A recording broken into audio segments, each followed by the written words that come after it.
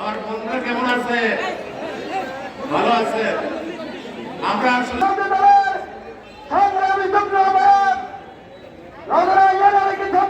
একটা কথা বলতে চাই, আসলে আমাদের সকলের মন ভালো নেই। আমাদের বাংলাদেশ জাতীয়তাবাদী দলের খালি আছে, সবাই বারান্দায় চলে যান। বারান্দায় গেলে দাঁড়ানোর জন্য খুব সই। এই উৎসব যাদেরকে নিয়ে আসছো সবাই পাঠাই দেবে। কেমন এই জন্য